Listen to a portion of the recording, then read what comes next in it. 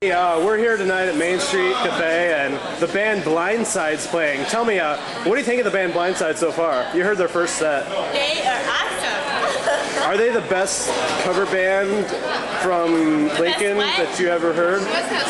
They play a lot of Sublime covers. Do you like Sublime? Yeah, I like Sublime, yeah.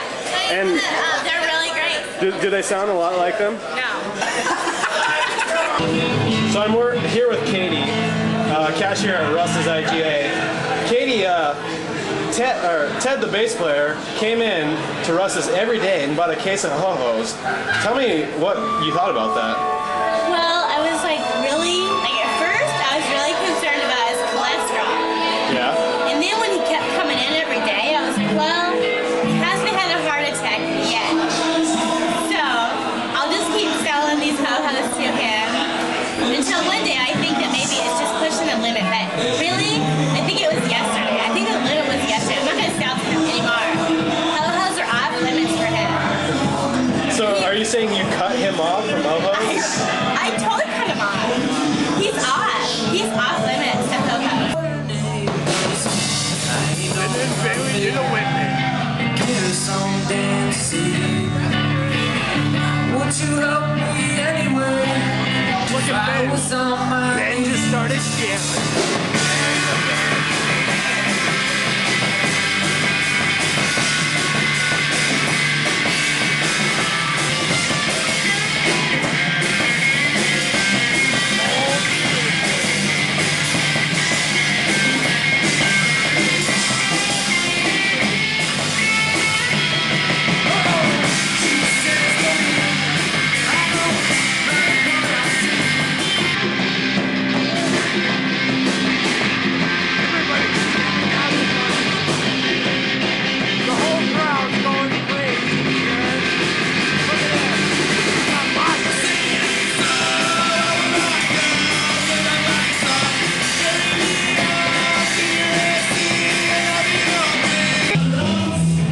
This here is Matt Cherry, who has been best friends with Dana Knight since they were born. Matt, at what point in you guys' life did you know that Dana would be a huge rock star like this? Well, I'd have to say it was at the time he got his Jimmy. The way he carried himself in the car, it was just incredible. I mean, the amount of ass that kid pulled was unbelievable. And we all know about rock stars, such as Dana. I would say it was definitely the Jimmy, and his storytelling abilities. So what would have happened if he would have got the Paseo like he truly desired? Well, let's just say he wouldn't be the big star he is today, and he'd be gay. Very good, man. This is a jam band.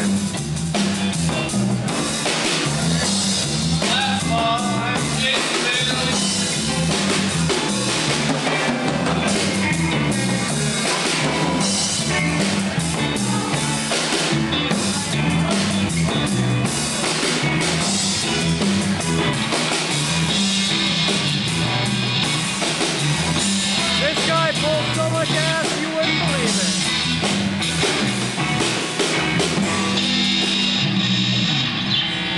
Alright, let's introduce the band. You didn't know? That's the band.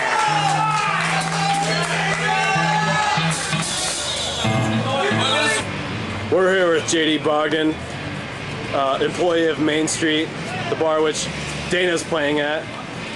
JD, you've been good friends with the drummer of the band, Dana, since you were about 17 years old. Tell me, JD, how has this man changed since then? How has he changed? Friends with him, Tim. Whoa. Michaela! Hey, what's going on here? Sir, tell me what you think of the band playing inside. Oh, I think it's wonderful. It's the band. Are they the best cover band you've ever heard in your life? Yes, sir. They are? Do you like Sublime? Yes, sir. How much? Nothing at all. Is this? Would you say this is your favorite band you've ever heard? Yes, sir. I know, if you don't. How do they compare to Poison and Motley Crue? Tell me, man. Have you ever heard Motley Crue, sir? We want one of those, whatever you have. I think you need more. We're here with Darwin, a regular at Main Street Cafe. Darwin, you've been around a while. Tell us, how does this band Blindside compare to other bands that have played here before? Blindside rocks, Sammy. Blindside! We've got fans in the wing here. Darwin, how do you feel about this band Blindside compared to others that have played here before? I never heard of this band, but I think they're pretty good, just like any band in the world, you know. Do you like covers of Sublime? Yeah. Tell us what your favorite song is that Blindside plays.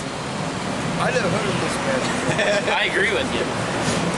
And late 80s. The leader of the band, Jason Bailey, takes control Does it really mean? with the introduction of the next song.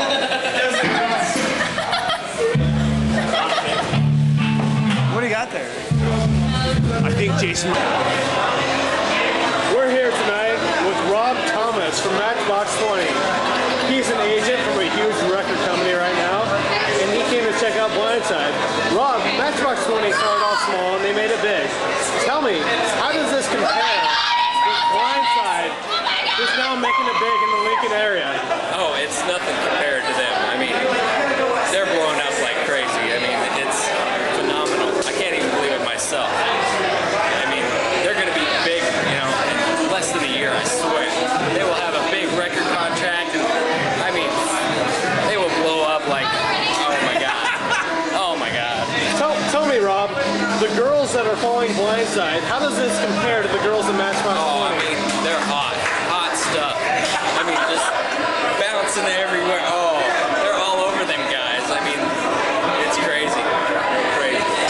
We're here tonight with Andre Agassi, 7-time Grand Slam champion, won Wimbledon in 1992. Andre, back in your earlier career in the early 90s, you hung out with such great bands as Poison and Motley Crue. Motley Crue especially. Tell us exactly, how does Blindside compare with Motley Crue? Well, I'd say the biggest comparison I can make is the comparison between the two drummers, Tommy Lee and Dana Knight. And I think it's great. I mean, Dana's going right in the steps of Tommy Lee, and Tommy's kind of taking him under his wing and taught him the ropes and showed him how to deal with the women and the money and all that stuff that comes with being a rock star. And it's great, you know. It's great. I think their Blindside's definitely on their way up. Well, tell me, Andre, how would you compare Tommy's ex-girlfriend and wife, Pamela Lee, compared to Dana's girlfriend right now, Jessie? Well, the comparison jumps out. It's Tommy and Pam, you know, they made their famous video. But then again, you know, Dana and Jessie, they made their video too. And I heard it's coming out on the internet. I don't know if it's true or not, but that's the only sharp comparison that jumps out at me right now. And we're here with Clint Eckstein, the man who knows the lead singer of the band Blindside, Jason Bailey. Clint, Jason hit a downward spiral, as well as the band did, when he just got addicted to whippets and booze. Tell us what happened to this band. Yeah, I remember there was this time we were just out drinking one day, you know, just having a good time. It was just like old times, you know. We'd go out and play a gig, we'd have a couple of beers, it'd be great, man. We'd have good times.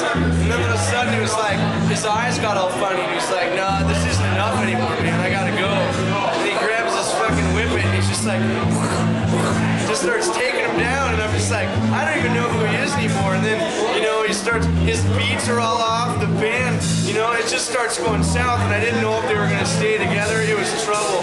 I don't know what was gonna happen. It was a bad time, man.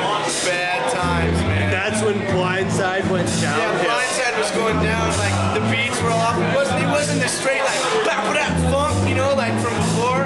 He threw a whippet and he'd like miss full bars. He'd be off just staring off at the pool tables or like looking at the flashing lights on the pinball machine, and he'd just forget to play, man. It was bad.